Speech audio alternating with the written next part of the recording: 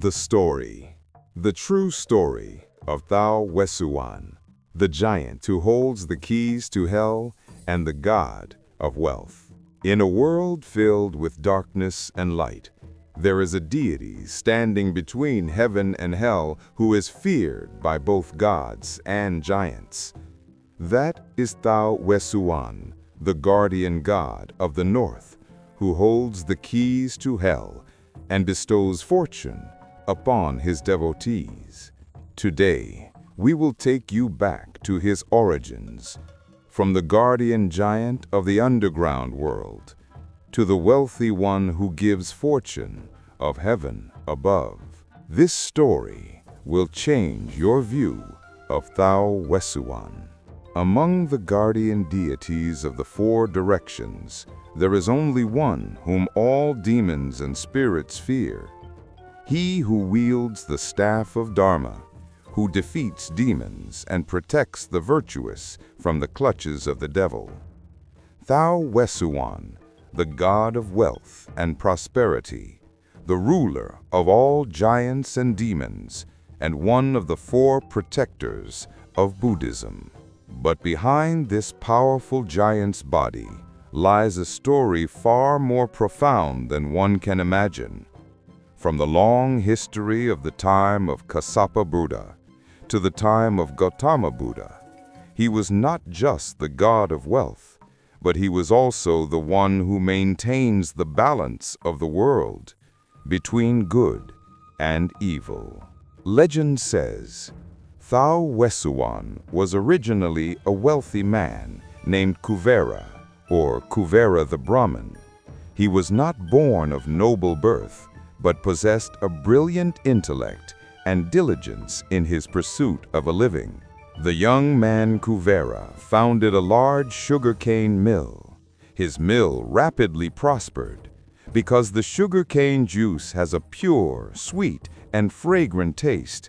It will make you a millionaire in a short period of time. Imagine a smoky sugarcane mill, a constant stream of ox carts carrying sugarcane juice flowing into containers, and Kuvera the young man watching his wealth rapidly grow. He possessed everything a human could desire, but his heart was not intoxicated by the wealth. Despite his immense wealth, Kuvera the young man realized that worldly possessions were fleeting. He decided to do the greatest thing a human being could do, to abandon greed and practice great charity. He declared, "All profits from sugarcane milling shall not be used for personal pleasure." He built a large charity hall in the heart of the city and continuously offered alms to all classes, whether they were the poor, the disabled, Brahmins, or monks. Everyone received equal food and the four necessary things. What made his almsgiving so great was the length of his time. Legend says he continued this practice for 90,000 years. Think of his perseverance. Not just a single donation, but it was a dedication of his entire life, his business, his physical and mental energy to the power of giving. This was a struggle against fatigue, greed, and boredom in his own mind throughout his long life. He created waves of merit that reverberated throughout the three realms. Finally, when Kuvera the young man died, thanks to the merit of this unparalleled giving, the good karma immediately bore fruit. His pure soul was reborn as a deva in the Chatumarajika heaven, and due to this immense merit, he was entrusted by the god Saka, or Indra, to the highest position, Kuvera, or Wessuwan. He was later granted the power to become the king of the giants and the keeper of all the treasures of the human world and the heavenly realm. This is the origin of the King of Wealth we worship. The greatness of Wessuwan does not come from inherited power, but from the compassion and true giving of Kuvera, the young man, in his previous life.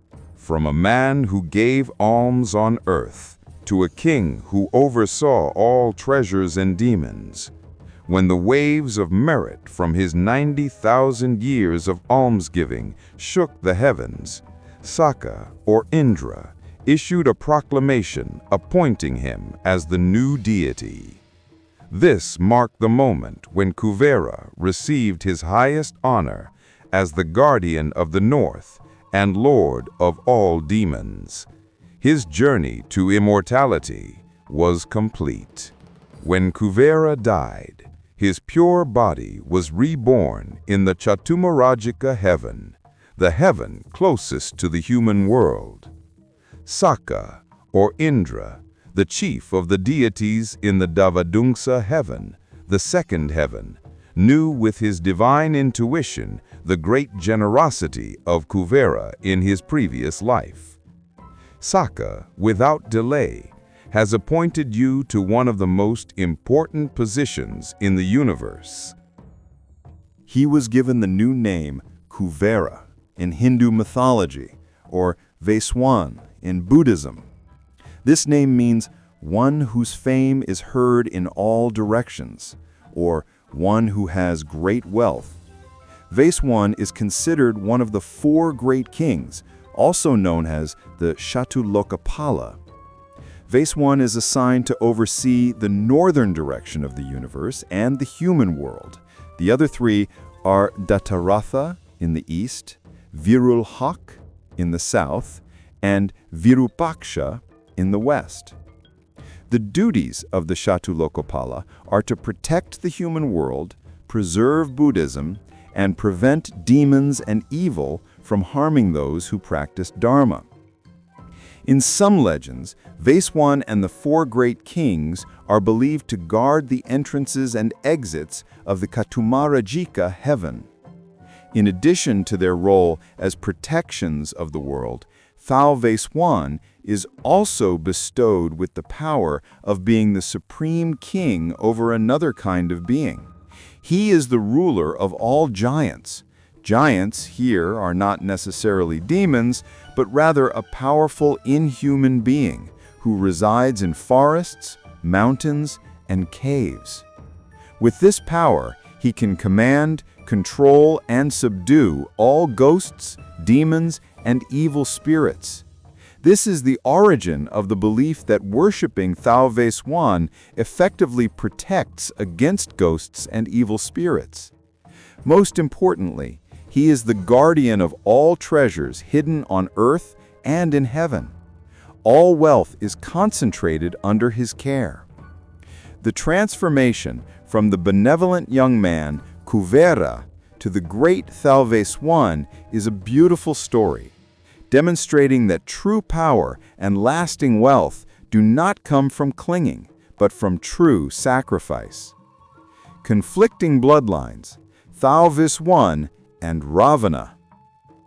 You know Ravana as the great king of Lanka, but did you know that Lanka and the magical crystal lotus are the 2 most important treasures? It didn't belong to Ravana from the start. The true owner of the king was his overly kind half-brother. This is the story of power that was scorned. When a sinful giant rose up to seize the treasure from a benevolent god, a sibling war erupted in the Ramayana legend. In the Indian and Thai Ramayana legends, Thao Wessuwan, also known as Thao Kuperan or Thao Kuvera, is related as Tosakan's half-brother. Thao Wessuwan and Tosakan shared the same father, Pravisravis, or Thao Listian, a powerful sage with a lineage of Brahma. Thao Wessuwan was the son of his first mother, a virtuous woman, in some legends named Nang Sri Sumantha or Nang Sunanda. As for Ravana, he was the son of Kaikesi, the daughter of a Rakshasa, giant. Kaikeyi had an ambitious mind and a desire for power. His father had bestowed Lanka, a city built by Vishwakarma, the god of engineering, to his virtuous eldest son, Thao Wessuwan, to rule as the rightful king of the giants. While Thao Wessuwan ruled Lanka with justice, his half-brother, Ravana, grew in power and arrogance at his mother's urging. Kaikeyi incited Ravana to hate and envy his older brother. She said, "My son, Ravana, possesses superior power and might. Why would you allow your gentler half-brother to take the throne that should be yours?" Ravana not only desired the city, but also the magical crystal throne, a throne that could float in the air at will, a gift from Brahma to Thao Wessuwan. Then Ravana led his army to Lanka to seize power from his brother. Although Thao Wessuwan possessed great power and was a man of great charity, as the god of virtue, he did not wish to fight and destroy the lives of his followers. Thus, Thao Wessuwan decided to surrender and make way for Ravana. Thao Wessuwan fled Lanka and sought help from Shiva. Shiva, in his compassion, built a new, beautiful, and safe city in the north, called Alaka. This battle did not weaken Thao Wessuwan. Instead, it strengthened him spiritually. By abdicating his throne in Lanka, he was able to ascend to the position of the King of the North, immortalized in Alaka. This relationship reveals that virtue and power cannot go hand in hand. Thao Wessuwan chose to be the king of bestowed wealth, while Ravana chose to be the king of greed and contention. This legend emphasizes that even in heaven rivalry ensues. But ultimately, those who choose the path of generosity, like Thao Wessuwan, are the ones who achieve lasting wealth and the acceptance of all the gods. Thao Wessuwan, Kuvera, in the Chinese context, Cai Shenye, and Shambhala. In the context of Chinese beliefs, this connection is widely accepted among Thai Chinese and some Mahayana Buddhists, but there are interesting and varied details. In Chinese culture, there is a primary deity who serves as the god of fortune and prosperity, Cai Shenye, Cai Shenye.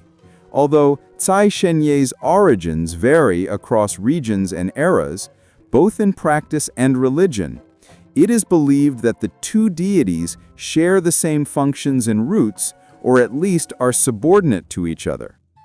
Whether it's a baton-wielding giant from the Indian subcontinent or a virtuous nobleman from the land of the dragon, these two deities of different races share the same mission, the treasury of the universe.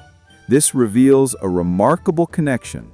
When Kuvera, the king of the north, becomes Cai Shenye, the Chinese god of fortune, wealth flows to believers worldwide. The most obvious connection likely stems from Buddhist and Hindu beliefs. Vessavana's original name is Kuvera, the wealthy one, lord of wealth, and one of the four great guardian deities. Transformations in Mahayana and Tibet Buddhism.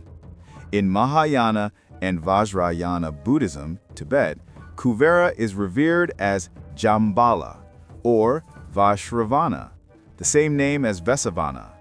Zambala is the god of wealth, specifically often depicted as a burly man holding a mongoose, spitting out gems, or magical fruit. Zambala's portrayal of the god of wealth as a non-giant, but rather a pot-bellied god, has permeated local Chinese beliefs and has been associated with, incorporated into, the Chinese gods of fortune. Cai Shenye is the most revered god of fortune and wealth in China, but has many incarnations, some of which have roots in historical figures. When Cai Shenye, such as Cao Gongming, is depicted as a fearsome warrior. When Cai Shenye, such as Be Gone is depicted as a virtuous nobleman. However, in the context of gods with Indian Buddhist roots, Kuvera or Vaishravana is classified as a deity of fortune from the north, or is identified as one of the deities of Sai Shen Yi, who closely resembles the second form of Thao Wessuwan. The second form of Thao Wessuwan. In some Thai and Mahayana Buddhist legends, Thao Wessuwan can appear as a pot-bellied man, resembling a philanthropist in a previous life, who is directly the deity of wealth. This form closely resembles the form of some deities of Thao Wessuwan who emphasize abundance and good fortune. Regardless of their different origins, the roles of Thao Wessuwan and Thao Wessuwan are most closely related in the following respects: the ruler of all wealth, fortune, and money in the world. Worship to pray for business prosperity and good fortune during the new year. Thao Wessuwan emphasizes exorcism of evil spirits, ghosts, and black magic, while Thao Wessuwan emphasizes bringing good fortune, but both are based on morality and virtue are the main principles. Worship therefore helps to enhance both wealth and safety. Summary of Chinese beliefs. In the combined beliefs of Chinese and Thai Chinese people, Thao Wessuwan in the form of Thanabodhi or Kuvera is seen as the same deity or aspect of Sai Shen Yi, especially in matters of granting blessings for good fortune and prosperity, coupled with warding off evil. Two great appearances, the Protector and the Lord of Wealth. When you mention Thao Wessuwan, the first image in your mind is a large giant with a club or a potent and kind god. The answer is, both images are one and the same. This is the wonder of the divine dimension. The first image is used to subdue demons and demons. The second image is used to bestow wealth and prosperity. The giant aspect represents power. The divine aspect represents charisma. And this is the meaning behind the two great appearances.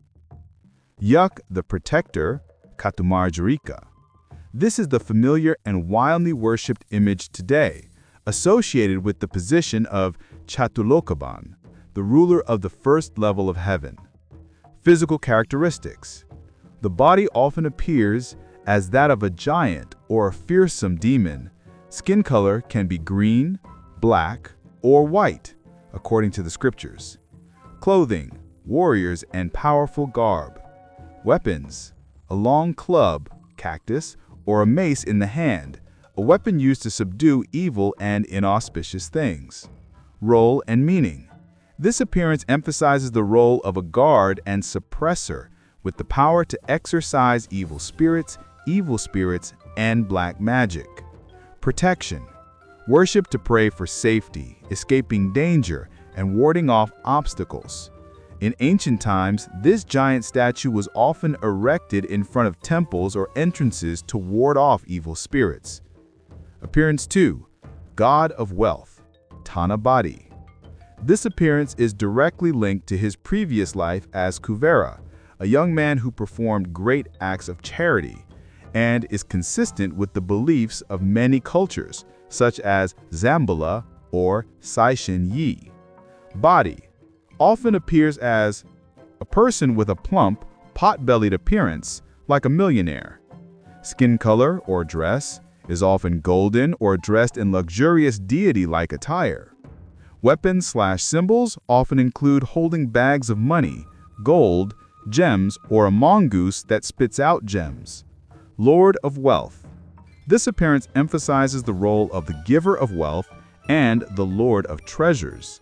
Worship to pray for good fortune, prosperity, business success, and uninterrupted financial success.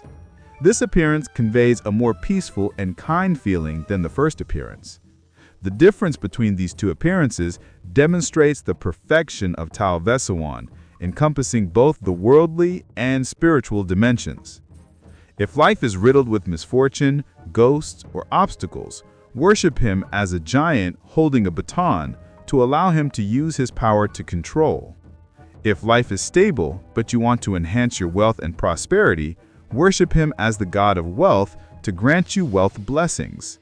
Therefore, no matter which form of worship a devotee chooses to worship him, they will receive the power and virtues he has accumulated from the first chapter, 90,000 years of generosity. Legends and miracles. Stories about the miracles at Thao Wessuwan can be divided into two main dimensions, based on his appearance and role. The miracle of suppression and protection, the giant section. This is his most famous miracle, which concerns his power to control ghosts and demons. The legend of "ghosts dare not enter the house."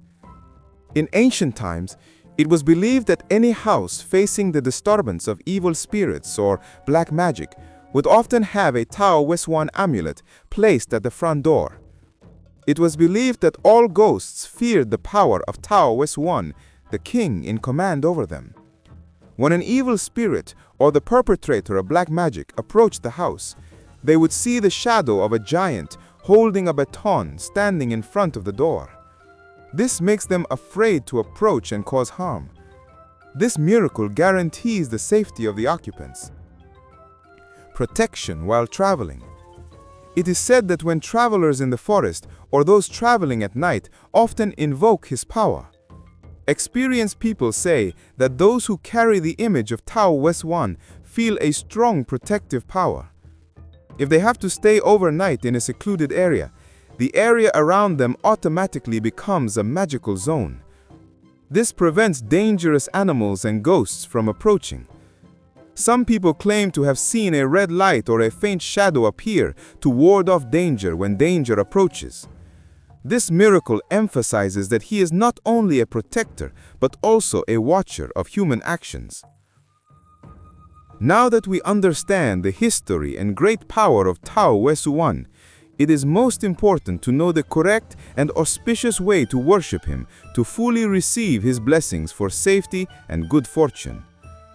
I will summarize the worship method, including preparation of offerings and important practices. Worshipping Thao Wessuwan emphasizes pure intentions, observing the precepts, and remembering his generosity from past lives. Before beginning a worship ceremony at home or at a temple, you should purify your body, speech, and mind. You can worship every day, but Tuesday and Thursday are believed to be auspicious days to begin worshiping him. Take a bath and cleanse your body. Dress appropriately. Prayer. Begin with a prayer to the Buddha 3 times, followed by a prayer specifically to Thao Wessuwan. Namo tassa bhagavato arahato samma sambuddhassa. Itipiso bhagava yama rajano. Thao Wessuwano maranang sukhang ahang sukato. Namo buddhaya. Thao Wessuwano chatu maharijika. Yaka panta bata purito wesa pusa budang arahang. Puto Thao Wessuwano namo buddhaya. Pray 9 times and make a wish. Offerings and offerings. Since he is the god of wealth and the lord of the giants, offerings should focus on auspicious items and bright incense and candles. Roses, 9 flowers or marigolds, flowers of prosperity. 9 or 16 incense sticks. 2 candles. Clean water is always available. Fruits, bananas, representing wealth. Sugarcane, reminiscent of the sugarcane mill in a previous life. Pineapples, oranges, and desserts without meat. Caution: do not offer strong-smelling foods or alcoholic beverages. Important tips and thoughts. Prayer. After chanting, pray for blessings, focusing on safety, eliminating obstacles, honesty in business, and good fortune, success, and wealth. For the most effective worship, follow his generosity, give alms regularly, consistently do good, and avoid harming others. Once you begin worshiping him, you should chant and remember him regularly to strengthen your merit and enhance your protective power. Thao Wessuwan doesn't teach us to pray for wealth, but rather teaches us to prosper through merit, faith, and honesty in our hearts. Even though he holds a golden baton, he doesn't use it to harm. He uses it to protect virtue and expel evil from this world. Remember, his sacredness will only be revealed in the hearts of those who dare to do good, even when no one is watching.